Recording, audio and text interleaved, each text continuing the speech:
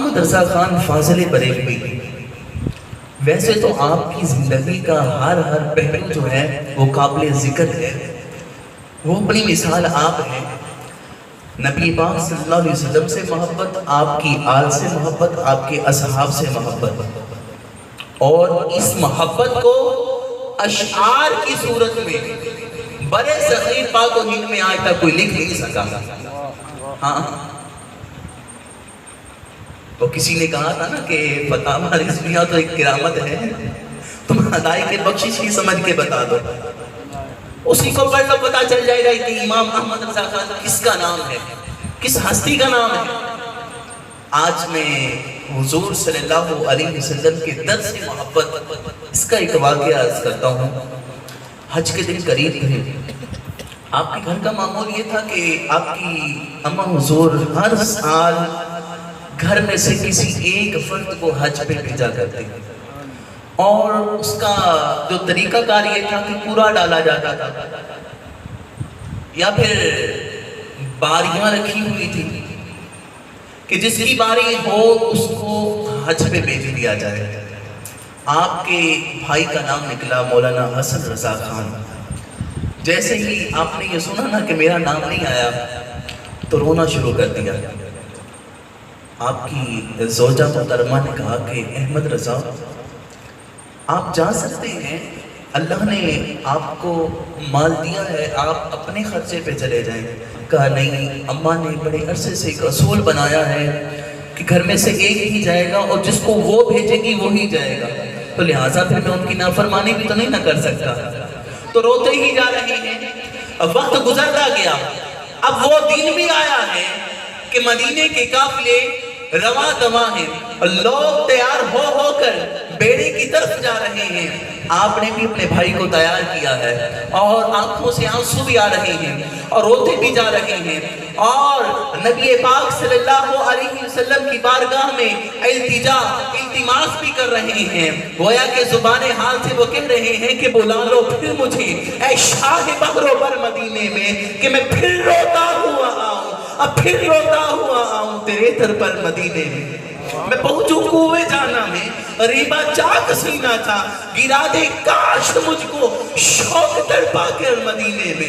اور پھر کبھی کہہ رہے ہوتے ہیں حاجیوں کو، سلام شوق کہنا حاجیوں میرا بھی رو رو کر، ہاں سلام شوق کہنا حاجیوں میرا بھی رو رو کر، تمہیں آئے نظر جس دم، ہاں تمہیں آج آئے جس دم روزہ انور مدینے میں۔ روتے جا رہے ہیں، لوگ بڑے حیران ہیں، یہ کون شخص ہیں کہ جس کو مدینے کی اتنی یاد کر پا رہی ہے کہ حاجی جو حج پہ جا رہے ہیں ان کی آنکھوں سے اتنے آنسو نہیں آ رہے، اس شخص کی آنکھوں سے بڑے آنسو آ رہے ہیں، یہ رو بھی رہے ہیں، یہ تڑپ بھی رہے ہیں۔ اللہ اکبر! جب حاجیوں نے آپ کا یہ معاملہ دیکھا نا تو سارے ہی نیچے آ گئے۔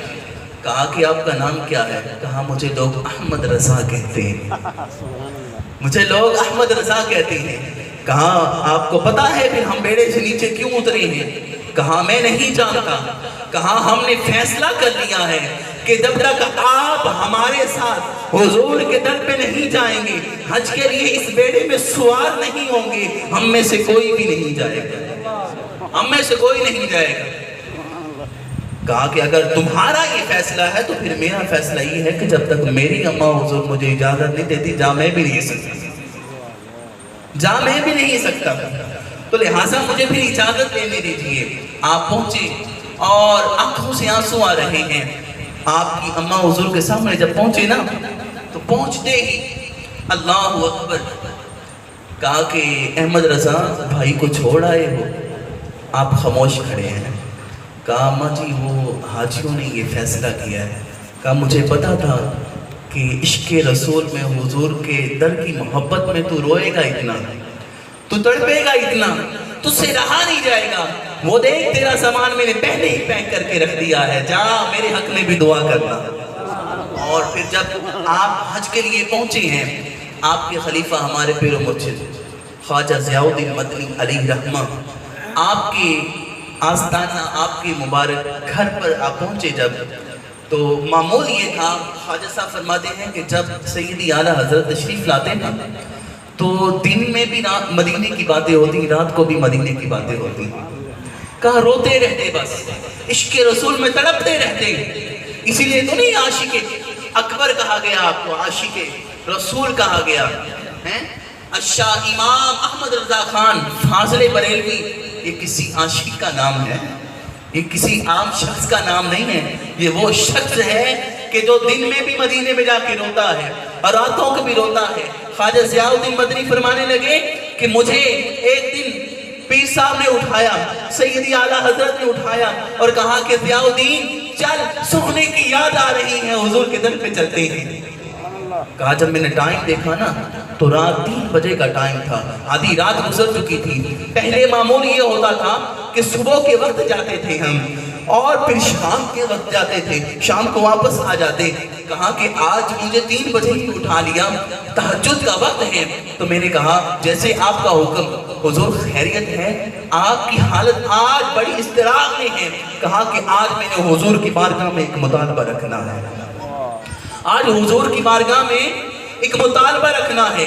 کہا کہ کیا مطالبہ رکھنا ہے؟ کہا پہلے تو ہم جب حضور کی زیارت کرتے ہیں تو خواب میں کرتے ہیں، آج دل کر رہا ہے کہ ان سب کی آنکھوں سے حضور کی زیارت کریں.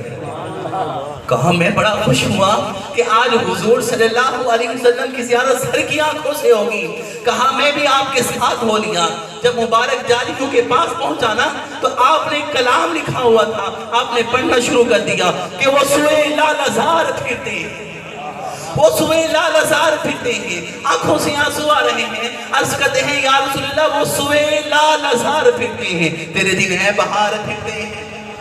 یہ چمک، یہ دھمک، یہ سورج، یہ چاند، یہ روشنیاں، ہاں یہ برکتیں، یہ رحمتیں یا رسول اللہ آپ کی قدموں کا صدقہ ہے.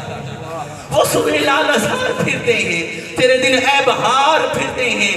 کہا کہ میں اس گلی کا گدا ہوں جس میں مانگتے تاجدار پھرتے ہیں.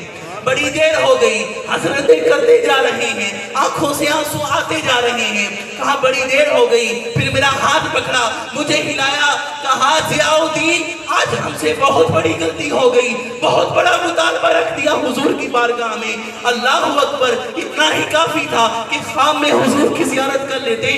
آج تو مطالبہ بہت گستاخی تو نہیں ہو گئی، روتے ہی جا رہے ہیں. کہا وہ دیکھو وہ شام کا بادشاہ آیا ہوا ہے، وہ مصر کا گورنر بھی ہاں آیا ہوا ہے. میں اس گلی کا گدا ہوں جس میں مانگتے تاجدار پھرتے ہیں، میں اس گلی کا گدا ہوں جس میں مانگتے تاجدار پھرتے ہیں. کہا میرا ہاتھ پکڑتے ہیں اور کہتے ہیں ضیاء الدین چل چلیں، آج بہت بڑی غلطی ہو گئی، ہم نے مطالبہ بہت بڑا رکھ دیا. کہا جاتے جاتے زبان حال سے الفاظ کہہ رہے ہیں، ہاں ہاں تیری کیوں کوئی پوچھے بات رضا، تجھ سے کتے ہزار پھرتے ہیں. کوئی کیوں پوچھے تیری بات رضا، تجھ سے کتے ہزار پھرتے ہیں. کہا ابھی یہ کہنا ہی تھا رب لم یزل کی قسم جس کے قبضے قدرت میں میری جان ہے، میں گناہگار نے ان آنکھوں سے روزے مبارک کا دروازہ کھلتا دیکھا ہے، حضور صلی اللہ علیہ وسلم کو مبارک پاؤں کے ساتھ ان سنہری جالیوں سے باہر آتا دیکھا ہے. کہا جب حضور کو دیکھا نا عاشق اعلیٰ حضرت کیا فرماتے ہیں؟ کہا ہاں مجھ سے رہا نہ گیا. انہوں نے تو کہا تھا نا کوئی کیوں پوچھے تیری بات رضا، کہ تو سے کتے ہزار پھرتے ہیں. یہ کہنا تھا، حضور کا باہر تشریف لانا تھا. کہا جب میں نے حضور کو دیکھا نا تو میری زبان سے رہا نہ گیا، میں نے بھی کہہ دیا اے اعلیٰ حضرت، اے امام احمد رضا، اب ہر کوئی پوچھے گا تیری بات رضا، کیونکہ تیرے عاشق ہزار. نعرہ تکبیر، نعرہ تکبیر، نعرہ رسالت، نعرہ حیدری، شان مصطفیٰ. اب ہر کوئی پوچھے گا تیری بات رضا، کیونکہ تیرے عاشق ہزار پھرتے ہیں. یہ وہ امام ہیں کہ جب روزہ مبارک کے سامنے ترکیوں کا دور تھا تو حضور صلی اللہ علیہ وسلم کی مبارک روزہ کے سامنے ہر روز گویا کہ میلاد ہوا کرتا تھا. گورنر مدینہ وہاں پر حاضر ہوتا اور شعراء کو اکٹھا کیا جاتا اور پھر ان سے کہا جاتا کہ باری باری حضور صلی اللہ علیہ وسلم کے کسی ایک اوصاف کو جو وہ گورنر، وہ جو بادشاہ طے کرتا کہ آج اس موضوع پر کلام ہوگا، آج اس بات پر کلام ہوگا، تو آپ بھی حاضر ہیں حضور کی بارگاہ میں، روزہ کے سامنے بیٹھے ہیں۔ نبی پاک صلی اللہ علیہ وسلم کے روزہ کے سامنے نا دو کھجوریں ہوا کرتی تھی، اور دونوں ایک دوسرے کی طرف جھکی ہوئی ہوتی، دونوں ایک طرف۔ آپ پرانی تصویریں دیکھیں تو کھجوریں بھی آتی ہیں، تو کھجوروں کو بالکل سامنے جو ہے شورا کو اکٹھا کیا گیا۔ اب بادشاہ بھی آ چکا ہے، کہا کہ آج تمہاری مہارت کو دیکھنا ہے، شعر اس طرح کہنا ہے کہ حضور صلی اللہ علیہ وسلم کے روزے کا بھی ذکر آ جائے، اور سامنے یہ جو کھجوروں کے دو درخت ہیں ان کا بھی ذکر آ جائے۔ عربی شعراء نے بات شروع کی، اور پھر فارسیوں کا بھی وقت آیا، اب اردو نے بھی شروع کر دی۔ ایک شاعر کھڑے ہوئے کہنے لگے کہ یوں ہیں درخت حضرت والا کے سامنے، یوں ہیں یہ درخت حضرت والا کے سامنے، کہ مجنوں کھڑا ہو جیسے خیمہ لیلا کے سامنے۔ اللہ اکبر۔ جب یہ بات کہی شعراء بڑے حیران ہوئے، اٹھ کے داد دینے لگے، اور پھر اس دن کا جو انعام تھا وہ بھی اس شاعر کو دے دیا گیا کہ جس نے یہ شعر کہا۔